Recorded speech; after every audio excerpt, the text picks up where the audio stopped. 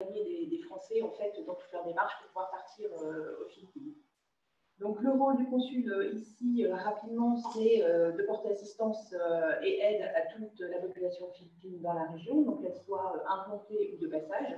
Donc la spécificité des Hauts-de-France, c'est d'avoir pas mal de ports, donc on a pas mal de transit de marins qui sont en repartance vers les Philippines, et toute la population philippine qui est implantée dans la région, ou les étudiants qui sont de passage dans la région. Donc mon rôle est de veiller à ce que tout se passe bien pour eux et de leur apporter assistance si besoin. Il en était, mais généralement, on espère jamais pouvoir avoir à faire ce genre de choses. J'accompagne aussi tout ce qui est toutes les entreprises en fait, de la région qui souhaiteraient pouvoir s'implanter aux Philippines et vice-versa, des entreprises philippines qui souhaiteraient pouvoir venir travailler avec des entreprises implantées dans la région. Donc, mon rôle est de faciliter les contacts et les échanges à ce niveau-là. Et toute la partie culturelle derrière pour pouvoir faire connaître les Philippines grâce à des expositions, des concerts, et tout ce genre de choses. Alors Sabine va nous parler aussi de culture, d'éducation, d'écologie, plein de sujets différents aussi qui vont inclure tous ces sujets d'activité.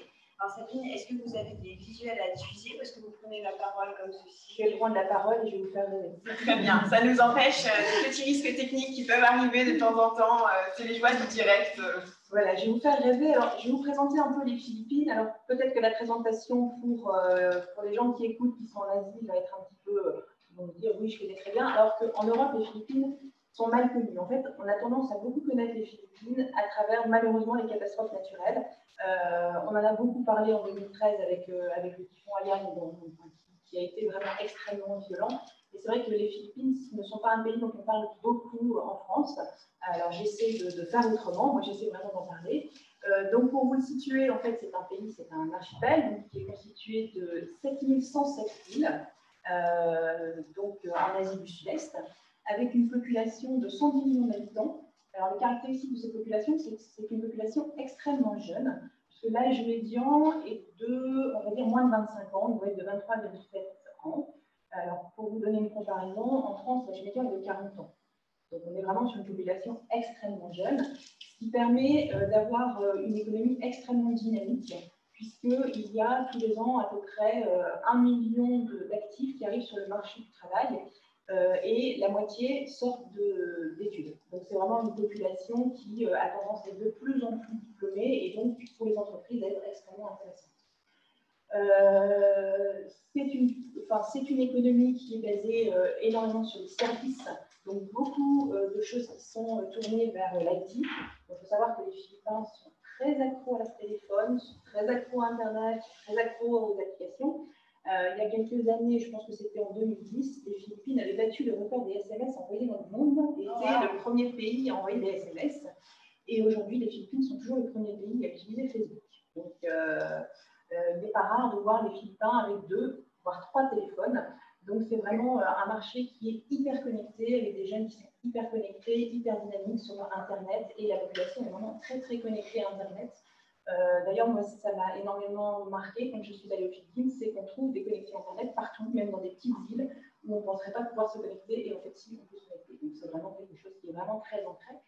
Donc, vraiment une économie basée sur les services, qui est vraiment très, très important.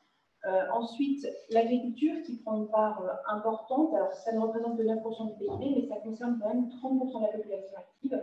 Donc, c'est vraiment quelque chose qui est important. D'autant plus important que c'est une population qui est généralement très touchée à chaque fois qu'il y a des catastrophes naturelles. Donc, dès qu'il y a un typhon, dès qu'il y a un séisme ou des choses comme ça, c'est une population qui est très touchée parce que forcément l'agriculture est impactée par tous ces événements climatiques.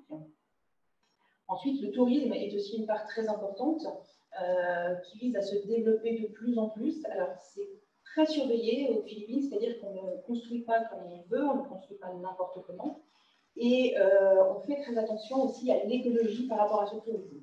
J'en veux pour preuve la fermeture, par exemple, de l'île de Boracay, dont vous avez peut-être entendu parler, qui a été fermée pendant 1 an pour pouvoir reconstruire complètement le système d'évacuation des déchets, retirer les hôtels qui n'étaient pas conformes en termes de sanitaire et autres.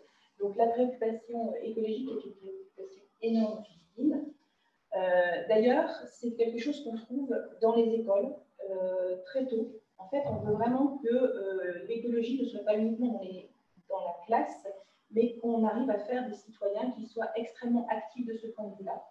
Donc, c'est une matière à part entière. Et là aussi, ça m'a toujours étonnée lors de mes voyages de voir en fait l'implication même très jeune des enfants dans l'écologie à l'école. Donc, on va vraiment parler de recyclage énormément. On va, par exemple, faire des cultures de plantes dans des jardinières utilisées avec des bouteilles en plastique pour les recycler. Enfin, c'est vraiment quelque chose qui est extrêmement ancré. Aux Philippines, l'écologie et le développement durable, ça n'est pas, ça va peut-être être un peu péjoratif ce que je veux dire, une mode comme chez nous. Pour eux, c'est vital. Le réchauffement climatique, c'est la montée des eaux pour eux. Comme c'est un archipel, c'est extrêmement important. Et c'est vraiment, d'année en année, on voit de plus en plus de typhons. On arrive maintenant à des typhons qui sont d'une force extrême, qui font des ravages extrêmes sur les cultures, sur la population. Et ça, ce réchauffement climatique, eux, le vivent de plein fouet. En fait, les Philippines sont le deuxième pays le plus impacté par le réchauffement climatique. Donc, c'est vraiment quelque chose qui est extrêmement important pour eux. Et qui prend une place de plus en plus grandissante dans le développement des entreprises, dans les implantations des infrastructures hôtelières ou autres. C'est vraiment une particularité du pays qui est extrêmement importante. D'accord. Bah, merci.